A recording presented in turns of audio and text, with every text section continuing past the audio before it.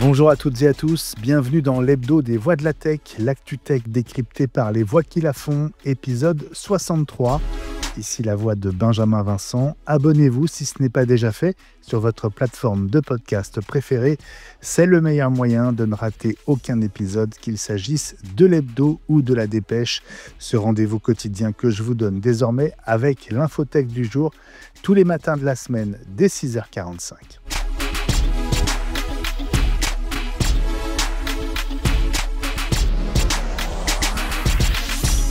Et ce nouveau numéro, en date du 17 octobre 2025, tient en deux mots, post-quantique. Je vous présente tout de suite mes deux voix de la tech de la semaine.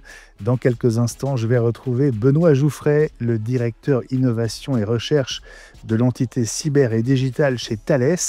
Il va nous faire découvrir une toute nouvelle génération de cartes à puce développée par Thales, certifiée par l'ANSSI, l'Agence nationale de la sécurité des systèmes d'information. La première carte à puce en Europe a intégré une cryptographie post-quantique et donc capable théoriquement de résister aux risques que représentent les futurs ordinateurs quantiques. Benoît Jouffret va même nous dire qu'il s'agit d'une première mondiale et qu'elle est française. Ce que nous avons fait, en fait, c'est pour la première fois de pouvoir insérer dans un produit fini une carte à puce que vous et moi nous pourrions utiliser demain, cette capacité en fait de signature. Dans la deuxième partie de cet épisode, vous ferez connaissance avec François-Xavier Thorens, pas parce qu'il fut le créateur d'Arc, la première crypto-monnaie française, mais pour Voltys, V-A-U-L-T-Y-S, cette start-up alsacienne dont il est cofondateur et CTO, autrement dit directeur technique. Sa spécialité, l'identité numérique à base de cryptographie post-quantique. Et oui, j'ai bien dit à nouveau post-quantique. Alors vous allez me dire pourquoi s'intéresser au post-quantique alors que le premier ordinateur quantique n'est pas prêt d'arriver? Eh bien justement parce qu'il faut être prêt avant. Et ce n'est pas moi qui le dis, mais l'Institut Gartner, selon qui, je cite, « D'ici 2029, les avancées en informatique quantique rendront non sécurisé l'usage de la cryptographie asymétrique classique et donc dans moins de 5 ans. » Alors y a-t-il urgence à ce point? Pourquoi c'est important aujourd'hui, même si l'ordinateur quantique arrive dans 20 ans? C'est vrai que l'ordinateur quantique, c'est un bond. Là, on passe d'un monde à un autre assez violent et donc ça demande une anticipation assez forte à ce niveau-là. On marque 3 secondes de pause et j'en discute avec le spécialiste du post-quantique chez Thales, Benoît Jouffret. Benoît Jouffret, bonjour. Bonjour. Vous êtes le directeur technique et innovation de la division cyber et digitale chez Thales. Bienvenue dans les voies de la tech. Merci. Plaisir. C'est un plaisir de vous accueillir, Benoît, parce que Thales vient d'annoncer la première carte à puce en Europe à intégrer une cryptographie post-quantique. Alors, c'est un peu notre sujet de la semaine dans les voies de la tech. Concrètement, qu'est-ce que ça veut dire qu'une carte à puce intègre une cryptographie post-quantique pour le commun des mortels? Alors, on va revenir, on va faire un petit pas en arrière. On va d'abord expliquer en fait ce dont il s'agit. On entend beaucoup parler des ordinateurs quantiques. Alors, je ne vais pas m'engager dans un pari audacieux qui serait de dire ils arriveront sur le marché à telle date. En fait, ça serait un peu présomptueux. Et d'abord, je suis sûr de me tromper. Donc, je vais plutôt revenir sur la menace. Ce qu'on sait, en fait, c'est que le jour où il y aura des ordinateurs quantiques, ils seront capables de casser les problèmes mathématiques qui sont à la base de la cryptographie qu'on utilise tous les jours. À la fois la cryptographie à clé publique et dans une moindre mesure, ce qu'on appelle la cryptographie à clé symétrique. J'y reviendrai pour expliquer la différence entre les deux. Mais donc en fait, ce qu'on veut, c'est finalement trouver des problèmes mathématiques nouveaux qui puissent être résistants à ces ordinateurs quantiques. Alors, qu'est-ce que ça veut dire?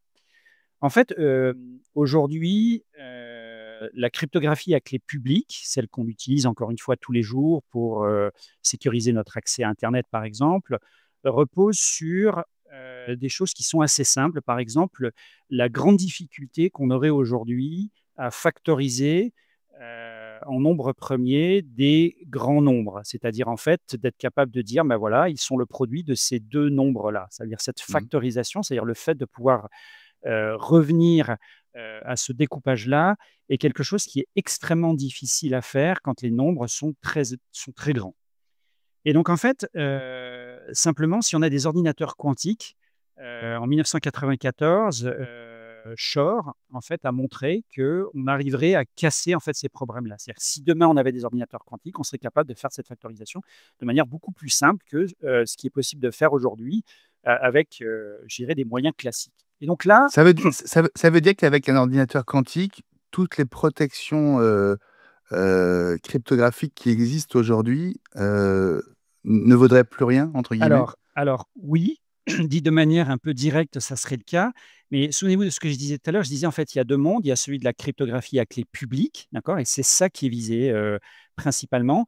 Et 2 ans après, en 1996, Grover a montré que en fait, on était aussi capable, alors dans une moindre mesure, de porter préjudice à ce qu'on appelle la cryptographie à clé symétrique, c'est-à-dire qui est à la base des chiffrements. C'est-à-dire vous et moi, par exemple, si on a un secret, ben, on va l'utiliser pour chiffrer un message.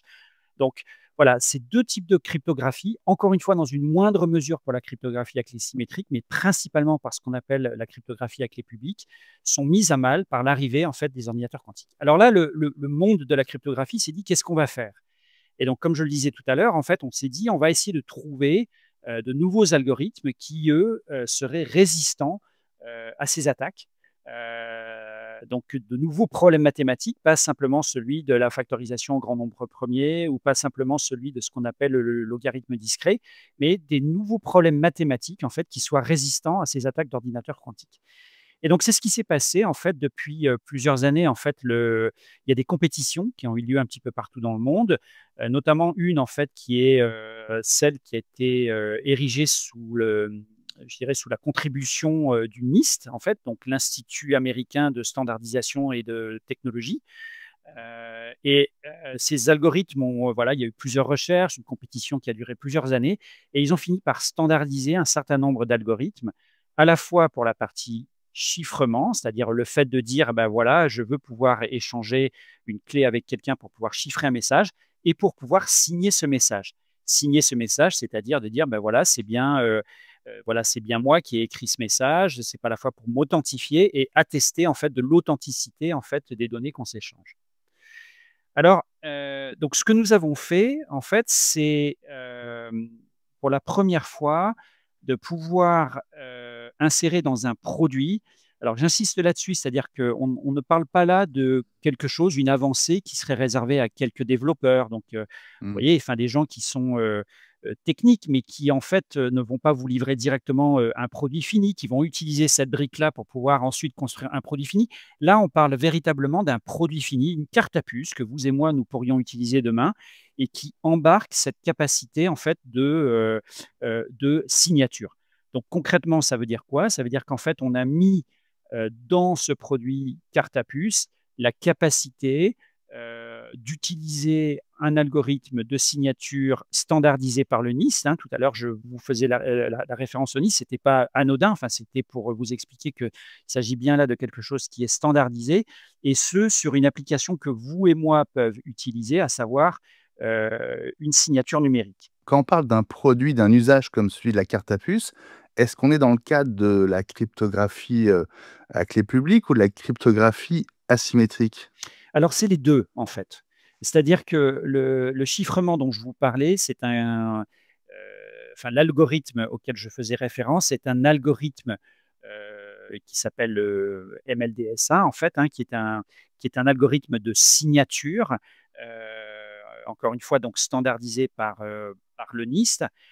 Mais nous avons également embarqué dans ce produit, enfin, nous avons tenu compte en fait de ce que je vous disais tout à l'heure, à savoir que dans une moindre mesure, ce qu'on a appelé la cryptographie à clé symétrique pouvait elle aussi être attaquée. Alors là, la réponse de l'industrie, elle n'a pas été de dire on va trouver un nouvel algorithme qui serait résistant en fait à ces voilà, qui permettrait en fait d'être tranquille également sur la cryptographie à clé symétrique. Ça a été plutôt de dire doubler la taille de la clé Et finalement, vous allez revenir au niveau de sécurité qu'on a aujourd'hui. Et c'est ce qu'on a fait. C'est-à-dire, en fait, sur un algorithme comme l'AES, qui est le grand algorithme en fait, de chiffrement à clé symétrique, eh ben, on est passé d'une clé qui faisait 128 bits à une clé 256. Donc, pour que vous reposiez sur vos deux oreilles, à la fois sur la cryptographie à clé publique, donc avec cet algorithme de signature dont j'ai parlé, donc le MLDSA, et sur la cryptographie à clé symétrique avec le doublement de la taille de la clé. Bon, on comprend que vous cherchez à anticiper, les menaces liées au quantique.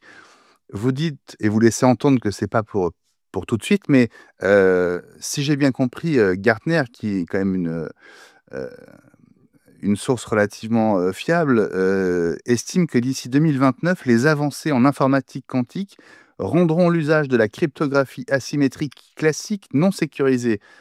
Ça veut dire que dans 4 ans, heu, un pan de nos sécurités, de nos protections risque de tomber? Alors, je vais laisser à Gartner en fait le soin d'avoir gravé dans le marbre en fait une date, mais je vais me référer à ce que Ça vous semble, un peu court? non, alors je ne vais pas répondre comme ça. Je Mmh. préférerais plutôt me référer à tout ce que les organismes, je dirais nationaux, internationaux en matière de cybersécurité disent depuis maintenant plusieurs années. Vous pouvez regarder ce qui se passe aux États-Unis, notamment, j'ai mentionné le NIST, mais au niveau du CSA. Vous pouvez regarder en fait ce qui s'est passé en Europe avec les déclarations de l'ENISA, les déclarations du BSI, de l'Agence nationale de la sécurité des systèmes d'information en France. Tous disent la même chose. Et ce qu'ils disent en fait, c'est qu'il ne faut pas attendre. Il va y avoir en fait une conférence à La Haye au mois de novembre sur précisément ce thème-là. Et je dirais le thème sous-jacent en fait de la conférence, c'est Act Now, Not Later. C'est-à-dire en fait, n'attendez pas. Et, alors pour tout ce qui est problématique de chiffrement, en Mmh. fait, il y a une menace en fait qui est bien connue, qui est mise en avant, qui est le Store Now, Decrypt Later, c'est-à-dire le fait de dire bah, je vais voler de la donnée aujourd'hui, je vais la mettre de côté et puis dans quelques années, quand j'aurai les moyens de la décrypter, bah, je la décrypterai. Alors, vous pourriez me dire, mais elle n'est pas forcément pertinente au moment où je la décrypterai. Bah, si, parce qu'en fait, cette donnée, elle, c'est peut-être de la donnée personnelle, en fait, et qui continue à être valable. Vous et moi, on sera encore là dans 10 ans, dans 20 ans, enfin, je l'espère. Et donc, en fait, Moi aussi. voilà, si c'est des données qui sont personnelles, etc., eh bien, Ouais. voilà, il faut tenir compte de cette sensibilité. Et il ne faut pas penser que la menace, en fait, voilà, elle elle ne sera là que dans 10 ans, dans 20 ans. C'est aujourd'hui qu'il faut agir. Et c'est ce qu'on fait aujourd'hui. C'est-à-dire, quand on parle de signature, on s'insère dans cette évolution, en fait, vers plus de protection pour être prêt demain quand la menace quantique sera là. Et ce qu'on veut, en fait, c'est aider nos clients, nos partenaires, en fait, à être prêts à commencer, en fait, à avoir des produits et des solutions qui soient résistantes à ces menaces venant des ordinateurs quantiques. Mmh. Cette carte à puce, un peu du futur quand même, il faut le dire, en apparence, c'est une carte à puce complètement, classique. Oui, alors c'est une carte à puce en fait qui a une particularité, c'est-à-dire qu'elle elle offre ces possibilités additionnelles et elle a aussi en fait la capacité de fonctionner en fait sur les systèmes actuels. C'est-à-dire que vous n'y verriez que du feu. Vous prenez cette carte à puce, vous Mmh. l'utilisez, en fait, elle fonctionnerait sur tous les systèmes qui existent aujourd'hui. Et, mais elle a cette capacité supplémentaire en fait de pouvoir offrir plus voilà, plus de sécurité. Alors, un point qui est très important, c'est quand vous regardez, par exemple, les déclarations successives qui ont été faites par l'ANSSI, dont je parlais tout à l'heure. L'ANSSI s'est emparé du sujet depuis maintenant plusieurs années. Enfin, ils ont fait des déclarations en 2022, ils les ont mises à jour en 2023, ils ont eu des déclarations complémentaires en 2024. Donc, voilà, c'est un sujet sur lequel ils ont C'est un travaillé sujet, ouais. ouais, Ouais. sur le fond. Et une des caractéristiques, en fait, quand on parle de signature, ça a été de dire il faut ce qu'on appelle une hybridisation. Alors, c'est un mot un petit peu barbare, mais en fait, ce mot, il veut dire quoi? Il veut dire, en fait, on veut être capable de tirer le meilleur des deux systèmes. Alors, l'hybridisation, c'est quoi? Ben, vous la connaissez, en fait. C'est quand vous allez signer, par exemple, un document, vous pouvez avoir une première signature que vous avez faite, Benjamin, et puis une deuxième signature qui vient d'une deuxième partie, qui peut être un petit peu différente, etc.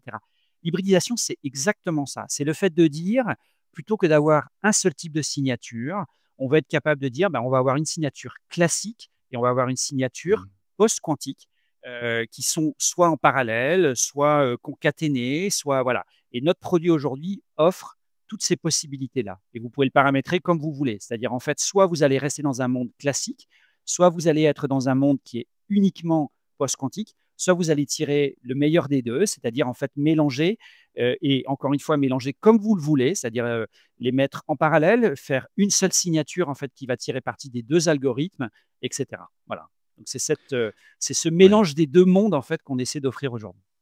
Alors, vous évoquez l'ANSSI, justement, cette carte, elle est certifiée par l'Agence nationale de la sécurité des systèmes d'information.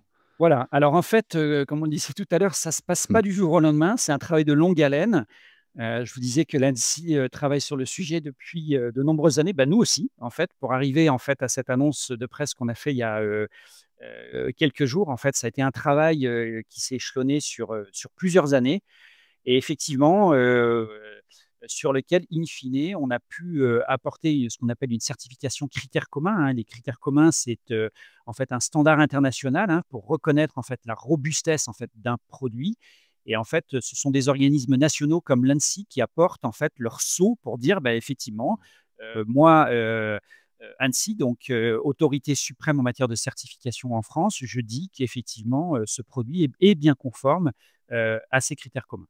Alors, il y avait déjà eu, en fait, encore une fois, comme je le disais tout à l'heure, sur certains éléments, par exemple ce qu'on appelle les crypto-librairies, c'est-à-dire le fait de dire je vais embarquer quelques algorithmes, etc. Donc des certifications critères communs. Mais encore une fois, là, on était dans le monde des développeurs. C'est un monde très, très technique. Là, ce dont on parle, j'insiste là-dessus, c'est vraiment un produit que vous et moi pouvons Hmm. utiliser. Euh, Quels usages vont être réservés à cette carte? J'imagine que c'est pas forcément pour la carte à puce banale, sans enjeu majeur. Alors en fait, vous voyez, tout ce qui se passe aujourd'hui tourne beaucoup autour de la signature. Quand vous regardez par exemple ce qui se passe en Europe, vous voyez, enfin, il y a le règlement eIDAS 2 qui arrive, etc. Donc, voilà, et qui est en fait le complément de ce qui se passait en fait sur la première mouture, pardon, d'eIDAS. Donc, on parle de signature qualifiée. Ben, c'est de ça dont il s'agit en fait. La capacité en fait de signer de manière propre et sécurisée votre identité, des documents, des attributs d'identité, en fait, c'est extrêmement important. Et c'est Ouais. ça dont il s'agit, en fait. On va vers, encore une fois, plus de sécurité sur ces applications qu'on utilise, vous et moi, aujourd'hui, sans vraiment le savoir, mais qui, en fait, sont à la base de beaucoup d'échanges. Je vous disais tout à l'heure, par exemple, si vous allez chez le notaire, vous allez parfois utiliser ce type de produit, en fait, pour pouvoir signer un document. Ben là, vous le signerez de manière encore plus sécurisée, puisqu'il sera résistant, encore une fois, à ces attaques liées aux ordinateurs quantiques. Donc typiquement, si je vous comprends bien, on pourrait retrouver cette carte, cette technologie dans les futures cartes d'identité, par exemple, Alors, électroniques? on pourrait. La seule Ouais. chose, en fait, c'est que quand on parle de carte d'identité, en fait, il faut que les spécifications de la carte d'identité, en fait, qui sont des spécifications, par exemple en France, qui sont émises par la NTS, inclut en fait cette partie donc liée à la cryptographie post-quantique. Ça n'est pas le cas aujourd'hui. Ok, donc, il faudra peut-être attendre la prochaine version. Mmh. Mais en tout cas, il y a une évolution générale pour inclure à la fois dans les spécifications et dans des standards comme ICAO ces capacités. Et d'ailleurs, enfin, alors c'est pas en Europe, mais on est en discussion avec des clients. Le produit vient de sortir, mais qui sont très intéressés par ces capacités nouvelles offertes par cette carte à puce. Ouais, donc ça pourrait être carte d'identité, carte vitale, carte de santé, permis de conduire? Oui, Enfin, alors tous les documents officiels, en fait. Tous Oui, les alors le produit en fait s'appelle, multi-applicatif en fait. Je sais pas si vous avez vu, c'est MAV Mmh. 5.2. Le MA en fait, c'est pour multi-applicatif et ça veut dire quoi? Ça veut dire que derrière en fait, bah, vous pouvez embarquer un certain nombre d'applications, des applications biométriques, des applications, gouvernementales, des applications de signature numérique, voilà. Donc en fait, il y a tout un tas de cas d'usage en fait qui peuvent bénéficier en fait du fait que le produit embarque ces capacités post-quantiques. Ouais. Vous annoncez cette carte comme une première en Europe. Ça veut dire qu'ailleurs dans le monde, vous avez des concurrents qui travaillent sur le même sujet et qui ont, déjà, obtenu, des cartes à puce, Alors, qui résistent à un niveau comparable de Alors, on a de dit menaces alors, quantiques? on dit en Europe parce qu'on parle de critères communs, on parle de l'Europe et cetera, mais en fait, je pense que alors sauf erreur de ma part, hein, peut-être qu'il y a des choses que je n'ai pas vues et cetera, mais je pense qu'on pourrait même dire que c'est une première mondiale. Encore une fois, j'insiste sur la partie produit, pas sur le effectivement, il y a eu ce qu'on appelle les crypto-librairies, c'est-à-dire, le fait d'embarquer des algorithmes, mais de manière très enfouie et cetera, sur des puces très précises et cetera. Là, encore une fois, j'insiste là-dessus, il s'agit d'une première mondiale au sens d'un produit que vous et moi pouvons utiliser et c'est un produit, qui est, voilà, enfin de A à Z, certifié, pour offrir plus, encore une fois, de sécurité et être résistant à ces attaques d'ordinateurs quantiques dont on a, longuement parlé. Ouais. Bon, vous avez insisté sur le fait qu'il fallait se préparer maintenant. On a l'impression en même temps d'être dans une échelle de temps un peu, à géométrie variable quand on parle de quantique parce qu'on ne sait pas exactement, si c'est pour dans 10 ans, 20 ans, ou plus. Hem, vous diriez que cette technologie, cette carte, elle pourrait devenir une réalité concrète pour les Français? À quel horizon? Alors, je ne vais pas m'engager sur la France, mais ce que je peux dire, encore une fois, je vais renvoyer, aux échéances, en fait, qui ont été publiées, les assises de la cryptographie qui ont eu lieu début octobre et la NSSI justement, dont on a longuement parlé, a rappelé, en fait, les échéances et normalement, cette échéance de 2030, hein, qui est partagée d'ailleurs par, des organismes gouvernementaux américains et cetera, sur le fait de dire: «À l'horizon 2030, il faut que nos produits et nos solutions soient prêts». Donc embarque, en fait, cette cryptographie post-quantique encore une fois, pour se prémunir contre des attaques Mmh. d'ordinateurs quantiques, donc apporter des problèmes nouveaux, des problèmes mathématiques nouveaux qui, soient résistants, à ce que Shor et Grover avaient, identifié dans les années 94-96. Ouais. En même temps, Benoît Jouffret, est-ce que vous vendez pas un peu du rêve, avec cette promesse post-quantique? Parce que l'ordinateur quantique n'existant pas aujourd'hui, on ne peut que vous croire sur parole, mais comment est-ce que vous en êtes sûr? Écoutez, alors je ne sais pas la science infuse, mais en tout cas, c'est pas Benoît Jouffret, qui se met à vendre du rêve, vous voyez? Mais c'est, encore une fois quelque chose qui, avance dans toute l'industrie. Ben, c'est pas enfin, c'est vraiment une prise de conscience, en fait, qui se fait, à droite à gauche. Je vous disais tout à l'heure qu'il y a eu des compétitions qui ont eu lieu dans plusieurs pays, que ce soit en Asie, que ce soit, en Amérique. Tous les organismes liés à la cybersécurité dans le monde, en fait, regardent cette menace-là. Alors, si à titre personnel, je n'ai pas la science infuse, je regarde aussi ce qui se passe autour de moi et je me dis: «Mais il y a vraiment quelque chose, qui se passe, quelque chose de sérieux». Et vous savez, on peut toujours avoir la tendance de dire: «On va faire la politique de l'autruche, fermer les yeux et attendre que la menace soit là», mais il sera trop tard. Et donc en fait, le vrai message, en fait, aujourd'hui, c'est de se dire: «Il faut se préparer aujourd'hui pour cette menace qui arrivera demain». Il y a peut-être des choses, vous savez, qu'on ne sait pas, en fait, qui peuvent, voilà, tout n'est pas publié. L'état de l'art, en fait, dans tel ou tel pays, en fait, sur ces ordinateurs quantiques et ben, on n'est peut-être pas au courant de tout et il faut s'y préparer dès aujourd'hui et c'est ce qu'on fait aujourd'hui en livrant cette carte à puce, au marché, en fait, qui, embarque pour la première fois, ces algorithmes de cryptographie post-quantique. Et vous, personnellement, Benoît, le quantique, ça évoque quoi? Plutôt, de la fascination ou de ou de l'inquiétude? Alors, ce que je trouve très intéressant, vous voyez, dans ce qu'on fait là, c'est que, en fait, ce sont des choses concrètes. C'est-à-dire qu'on apporte une solution aujourd'hui à des problèmes de demain. C'est comme si vous voyez, enfin, on se disait: «Bah, demain, il y a peut-être une maladie, il y a peut-être une épidémie qui va arriver, mais on a un vaccin et ce vaccin, ben, on se dit: «Bah, pourquoi ne pas l'utiliser?» Finalement, c'est ça et ce que je trouve intéressant, c'est que le quantique, au-delà de ce dont on parle là, la cryptographie post-quantique, les ordinateurs quantiques, il y a plein d'autres choses fascinantes qui se passent. Par exemple, chez Thales, on travaille également sur des technologies qu'on appelle comme les SCIF, ou comme les atomes froids, en fait, qui ont tout un tas d'autres applications, mais qui sont un monde fascinant. En fait, les atomes froids, c'est quoi? Ben, c'est simplement de dire on veut avoir des atomes qui soient le plus stables possible et il y a des enjeux extrêmement importants, par exemple, dans les horloges atomiques et cetera, parce qu'en fait, on sait aujourd'hui que la mesure du temps, elle se fait, par des transitions de niveau atomique et donc en fait, plus vous avez un atome qui est stable, moins vous avez, par exemple, d'effets Doppler et cetera et ben, je trouve ça, en fait, c'est enfin, tout ce champ d'application absolument fascinant. Bon, ça nous donnera l'occasion de nous revoir, Benoît Bah, écoutez, Jouffret, j'espère. dans les voies de la tech. Merci beaucoup d'avoir pris le temps, aujourd'hui de nous, raconter donc cette aventure, cette première carte à puce, à intégrer une cryptographie, post-quantique, au moins en Europe, on va dire, à minima et peut-être, à l'échelle mondiale. À bientôt dans les voies de la tech, Benoît. Merci Merci encore. Benjamin. Suite de cette spéciale dédiée au post-quantique. Dans un instant, après le géant Thales, vous allez découvrir Voltis, une start-up alsacienne qui vient de signer un partenariat stratégique avec le CEA, le Commissariat à l'énergie atomique. Elle développe des outils de pointe dans le domaine de la cryptographie avec un système totalement décentralisé et post-quantique.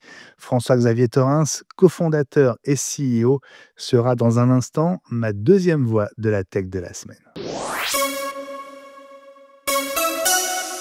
François-Xavier Torrens, bonjour. Bonjour Benjamin.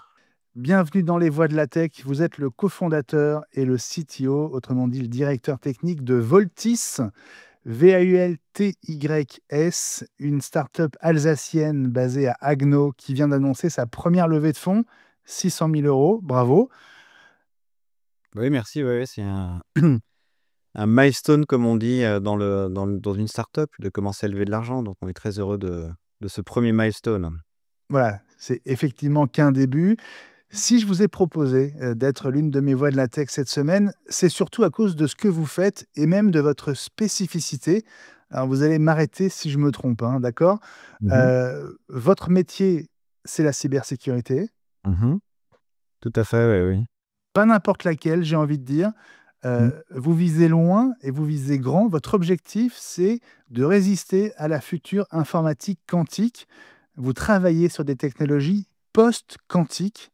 Alors là, j'ai besoin que non seulement vous me racontiez, mais que vous m'expliquiez. Peut-être que vous me fassiez rêver ou que vous me fassiez peur, je ne sais pas. Oui, oui, alors on commence toujours par faire peur avec le post-quantique. C'est presque post-apocalyptique, mais c'est post-quantique. Oui, en fait, c'est un mouvement qui est en train d'être un peu naissant et qui prend de l'ampleur cette année notamment, pour plein de raisons. L'idée, en gros, c'est qu'il y a déjà pas mal de pays qui travaillent sur l'ordinateur quantique. L'ordinateur quantique, c'est un ordinateur qui est bien plus puissant sur le papier. Maintenant, il faut le construire. On a commencé des ordinateurs quantiques un petit peu basiques, mais qui commencent un peu à tourner. Et voilà, à horizon 20, 30, 50 ans, 100 ans, il y a des voies discordantes, mais en tout cas, on y avance. Et quand l'ordinateur quantique arrive, eh bien, tout un tas de choses vont devoir être revisitées, et notamment la sécurité informatique. Et donc, la cryptographie, telle qu'on l'utilise aujourd'hui, là, vous utilisez vos certificats HTTPS, enfin, quand vous allez sur un site web, etc., ça, c'est cassé. Et donc, par l'ordinateur quantique qui va arriver. François-Xavier, prenons le sujet à la base pour les non-spécialistes. Pourquoi est-ce que l'informatique quantique va obliger à presque tout reprendre à zéro? Alors, peut-être pas tout reprendre. Ce qui est sûr, c'est qu'on aura une puissance de calcul qui sera décuplée. Donc, il y a tout un tas d'applications qu'on va pouvoir faire. Par exemple, de l'analyse d'images, de la génération par IA, etc. Et voilà, tout ce qui repose un peu sur des calculs qu'on a du mal à faire aujourd'hui vont être faits plus facilement. Et la cryptographie, en gros la sécurité informatique, la base, c'est de dire, voilà, j'ai fait quelque chose, et pour pouvoir pénétrer, casser la cryptographie, il va falloir mettre beaucoup de calculs. Et voilà. Et donc, en fait, en mettant beaucoup de calculs, on peut casser les clés, ce qu'on appelle les clés cryptographiques, grâce à ça. Donc voilà, donc ça, c'est vraiment la problématique qu'on a aujourd'hui. Je vais revenir un petit peu après exactement pourquoi c'est important aujourd'hui, même si l'ordinateur quantique arrive dans 20 ans. Mais juste pour dire que les cryptographes sont très conscients, donc il y a la communauté de scientifiques sont très conscients de cet enjeu, et on réfléchit sur ce qu'on appelle des algorithmes post-quantiques, c'est-à-dire des algorithmes qui résistent à l'ordinateur quantique. Et en fait, on en a trouvé. Ça fait quand même pas mal d'années qu'on recherche dessus. Donc il y a le NIST notamment, qui est un un organisme de standardisation américain qui a lancé un concours aux scientifiques, il y a quand même pas mal d'années, pour trouver des algorithmes qui résistent à l'ordinateur quantique. On en a trouvé, ils en ont sélectionné, ils en ont normalisé. Et la phase finale de normalisation, vous venez de venir, est arrivée en mars de cette année.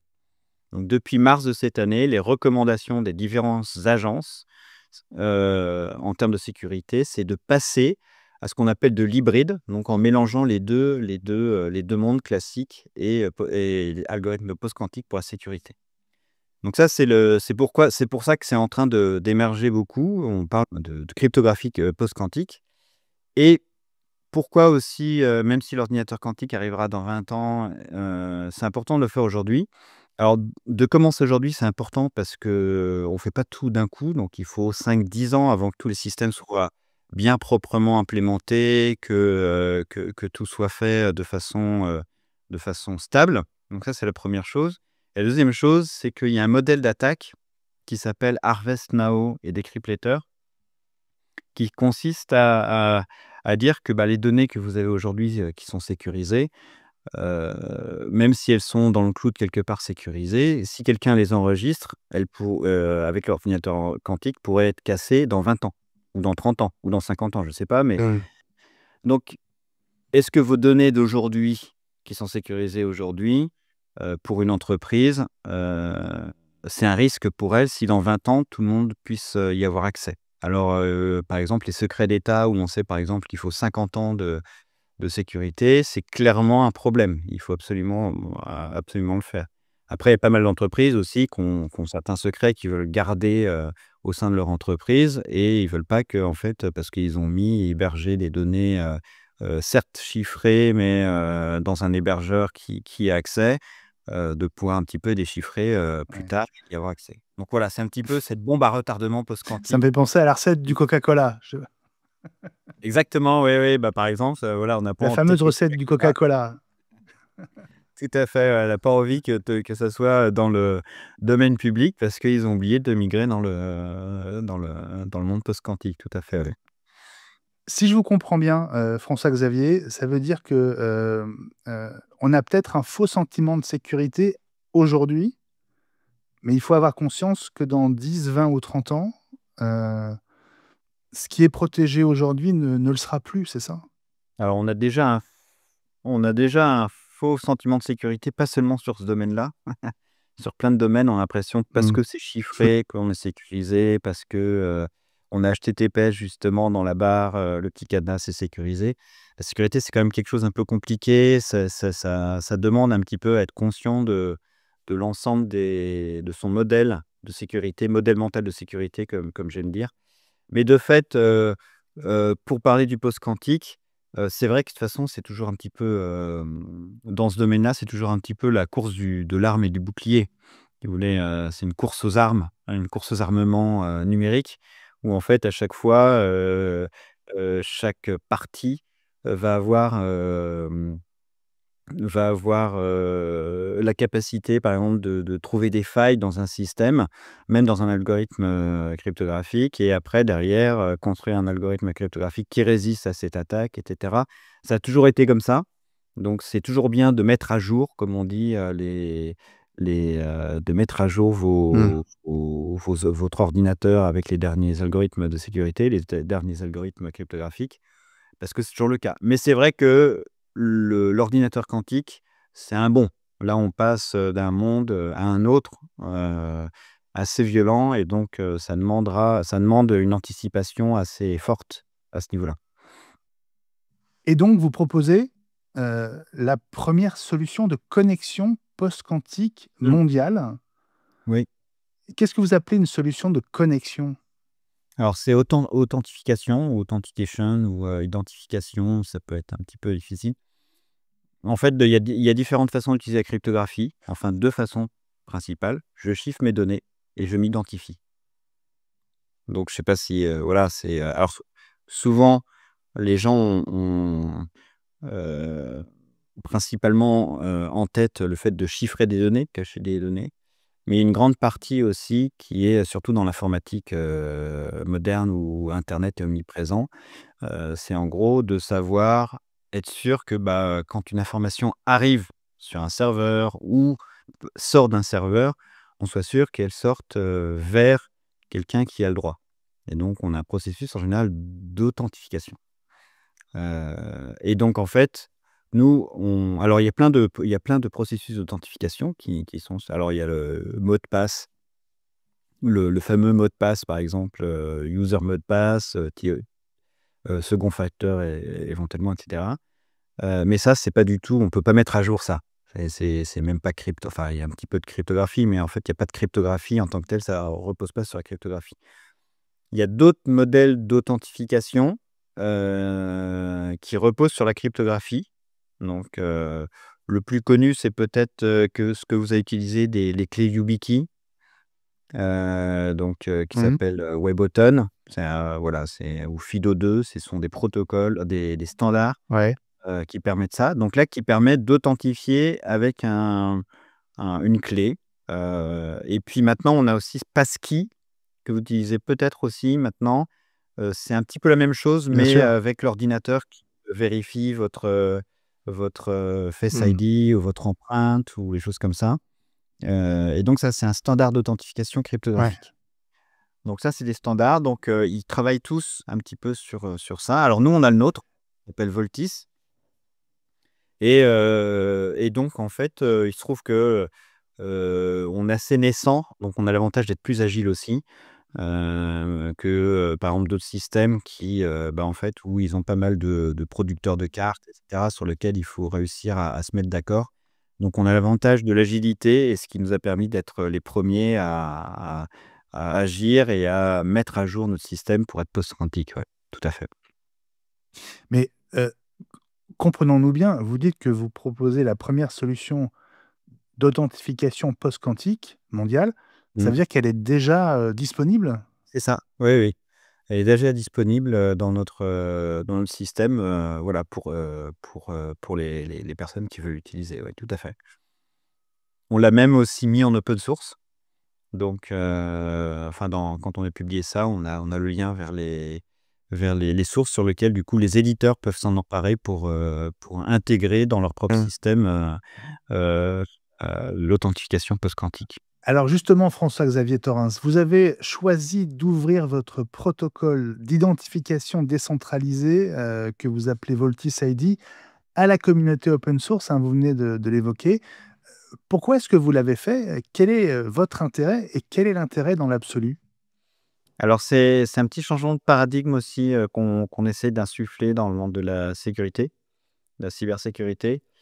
Pendant très longtemps, on était dans des modèles de security by obscurity, comme on dit. Donc, sécurité par l'obscurité. On cache un maximum d'informations et on interdit même par la loi d'y accéder à ces informations ou de faire du reverse engineering, comme on dit.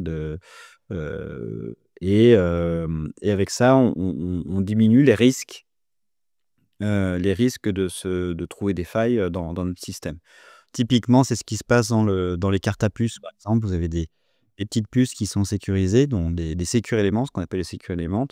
Et en fait, elles sont sous brevet, les attaques sont brevetées, les contre-mesures sont brevetées. Donc à chaque fois que vous achetez une petite puce comme ça, vous avez tout un tas de brevets que vous payez en partie, et tout ça, c'est lié à la sécurité. Si, par exemple, vous essayez, pour comprendre la puce, de faire quelque chose sur cette puce, et que vous avez trouvé une faille, le constructeur en France peut vous poursuivre pénalement. C'est ce qui s'est déjà passé. Donc, par exemple, il y avait quelqu'un qui avait réussi à trouver une faille dans une carte bleue. Il avait réussi à retirer de l'argent comme il voulait. Et en fait, il a été poursuivi, non pas parce qu'il avait retiré 20 euros, donc pour le fait qu'il ait volé 20 euros en quelque sorte pour montrer son truc, mais pas sous le couvert du fait que en fait, c'est interdit par la loi de faire ce genre d'action. Et en fait, avec Internet, tout ce modèle de sécurité a explosé. On est en train de péniblement, mais c'est en train de se faire, de changer de paradigme. Et il y a eu un grand chamboulement, une grande révolution dans ce paradigme-là qui s'appelle Bitcoin. qui est arrivé. Et quand Bitcoin est arrivé, la chose la plus incroyable, c'est que ça sécurise aujourd'hui plus de 2000 milliards de dollars, littéralement à ciel ouvert. Le code est Mmh. ouvert, les données sont accessibles, toutes les signatures sont accessibles, tous les algorithmes, tout est fait et pourtant ça tient. Et donc alors il y a eu des problèmes, hein, il y a eu des risques, des failles, et cetera, qui ont été corrigés. Et donc en fait, c'est ce qu'on appelle, la résilience. Donc ça a été théorisé notamment par, Nicolas Taleb, donc qui parle d'antifragilité. Et donc il parle de système antifragile, c'est-à-dire qu'en gros, à force d'être attaqué, et ben, en fait,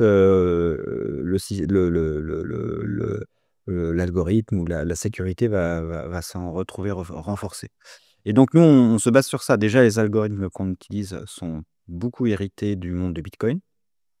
Nous, on parle d'identité numérique décentralisée alors que c'est un mot un peu barbare, ou d'identité Mmh. autosouveraine si certains Mmh. sont intéressés par la littérature, scientifique dans ce domaine-là. Mais c'est dérivé directement, en fait, du concept de wallet dans Bitcoin, Ouais. les autres crypto-monnaies.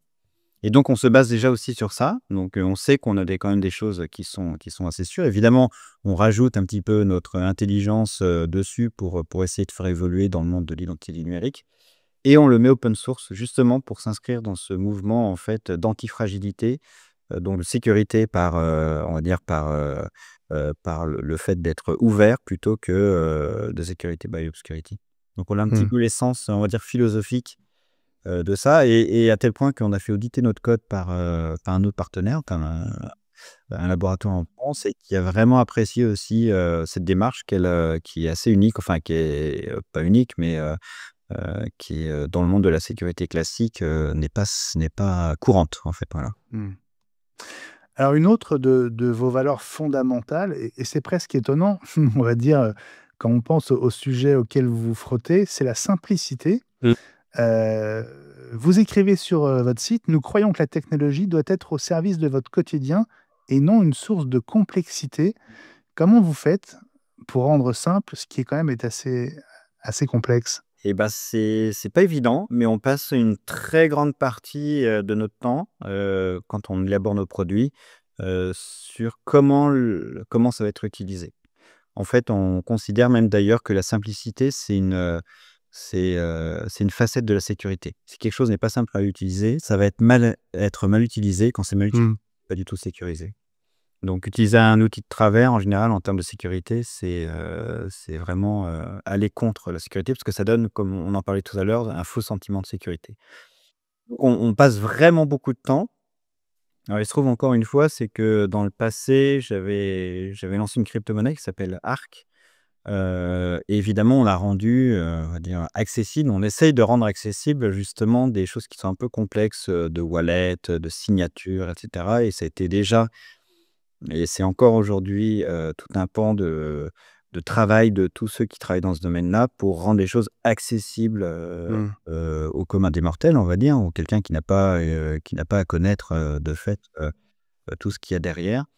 Et donc, voilà, on essaye, on s'inscrit, on s'inspire aussi beaucoup de ce qui est fait. On regarde et puis on se copie un petit peu les uns les autres. «Tiens, il a fait ça comme ça» et cetera. Donc, on essaye de trouver le Graal. C'est pas encore tout à fait, parfait. Le plus gros problème dans ce domaine-là, c'est la mécompréhension. C'est qu'en gros, contrairement, à la sécurité d'un système informatique classique, où en fait la sécurité est gérée par quelqu'un d'autre. Mmh. Typiquement, votre compte en banque, la sécurité est gérée par, votre banque. Heu, je sais pas moi, votre serveur web, c'est, votre, Riverside là qu'on utilise par exemple pour pouvoir, enregistrer, bah, c'est Riverside qui s'occupe de ça. Heu, Dans le monde de l'identité décentralisée ou même de la crypto-monnaie, c'est vous qui êtes responsable et quand vous êtes responsable, il y a des choses qu'on ne fait pas et il y a des choses qu'on peut faire, qu'on n'aurait pas pu faire autrement. Et cette compréhension, en fait, du fait qu'on inverse un petit peu on va dire la responsabilité, c'est ça qui représente la plus grande source de friction en termes Mmh. d'utilisation. Alors, vos technologies, on le disait, donc, il y a évidemment l'aspect post-quantique qui est fondamental. Heu, il y a 2 autres aspects très importants, c'est, la souveraineté et la décentralisation. Alors, on commence peut-être par la décentralisation? Alors décentralisation, ça veut dire plein de choses, donc souvent, quand on en parle, donc j'aime bien le définir. Heu, donc ça répond au concept de centralisation, faut dire ça. Donc en gros, la centralisation, c'est quand vous avez vos données qui sont, stockées quelque part, mais pas chez vous et donc Ouais, après, voilà, c'est quelqu'un d'autre qui en a la responsabilité. La décentralisation, j'ai défini comme, bah, en fait, c'est vous qui en avez la responsabilité. C'est vous qui les avez, donc c'est vous qui les perdez si vous, n'en prenez pas soin. C'est vous qui les partagez si on vous demande, voilà. C'est un peu complexe dans le sens où, les systèmes décentralisés ont été très difficiles à mettre en place. Le premier système centralisé, je vais revenir encore à Bitcoin, c'est vraiment le système, celui qui a donné l'exemple du premier système décentralisé en tant que tel. C'est-à-dire qu'il y avait pas de superviseur pour dire: «Bah, voilà, telle personne a le droit d'envoyer, tant de bitcoin» et cetera. Donc ça, c'est le premier système parfait, on va dire.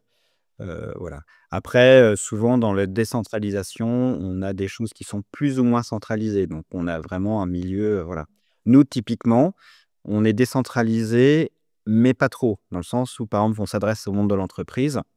L'entreprise, elle a quand même le droit de dire, donc c'est centralisé, de dire, bah, qui sont mes employés, qui a le droit d'accéder à mon système d'information. En revanche, nous, ce qu'on donne, c'est que c'est l'entreprise seule qui a le droit de centraliser, enfin qui peut centraliser cette information. C'est pas son fournisseur, comme Microsoft ou Google qui peuvent opérer au nom de l'entreprise. Donc ouais. voilà, c'est des petites subtilités comme ça qui peuvent être un peu compliquées à à expliquer, qui arrivent directement sur le deuxième concept de la souveraineté. Et oui. Exactement. Alors comment est-ce que vous garantissez la souveraineté Alors nous, justement on a de 2 votre choses sur technologie? la garantie de la souveraineté. On a une garantie en auto-souveraineté, dans le C'est-à-dire? sens où tout ce que identification, c'est l'employé qui le possède. C'est même pas Voltis, c'est même pas l'entreprise, c'est votre, identité. Donc ça, c'est un petit changement. C'est comme un petit peu, ce que j'explique, c'est un peu comme la différence entre le cash et votre argent en cash Mmh. et l'argent qui est dans la banque. L'argent, c'est votre argent quelque part, mais la banque, si elle ferme, si elle empêche un virement et cetera, bah, vous êtes bloqué, vous ne pouvez pas utiliser. Par contre, le cash, vous l'avez toujours avec vous.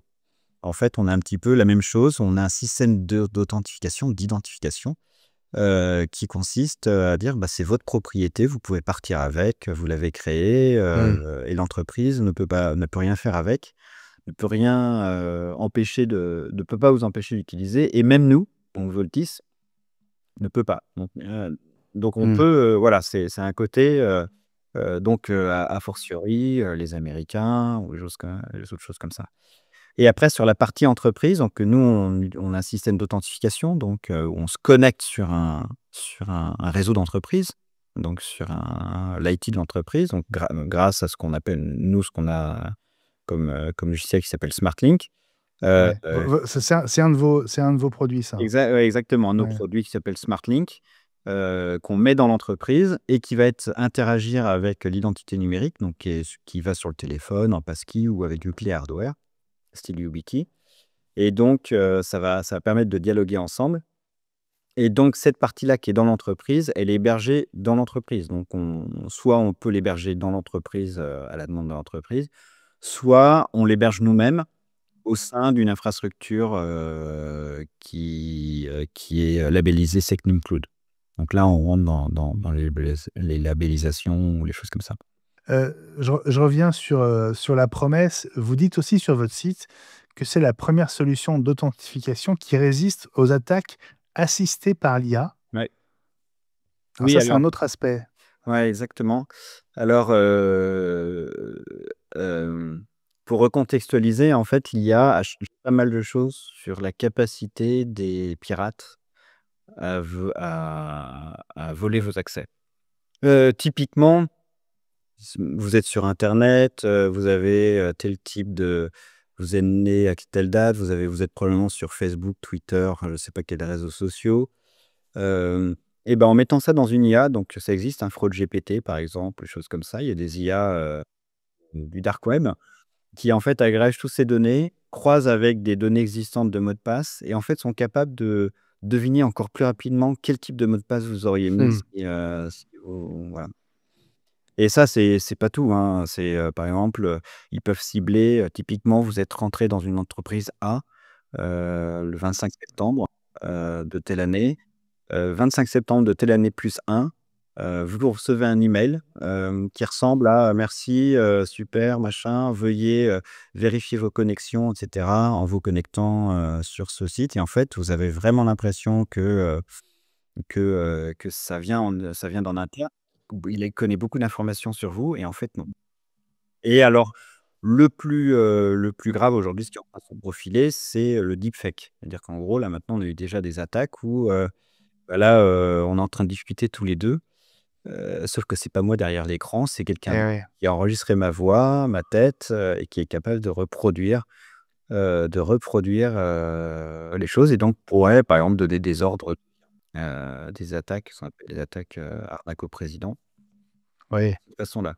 Et donc nous, en fait, l'avantage avec l'identité numérique décentralisée, donc l'identité, telle que nous on l'a fournie, qui s'appelle Volkit ID, c'est qu'on peut le mettre partout. On peut mettre l'identité dans la page web, pour vous, sur un Mmh. serveur et cetera.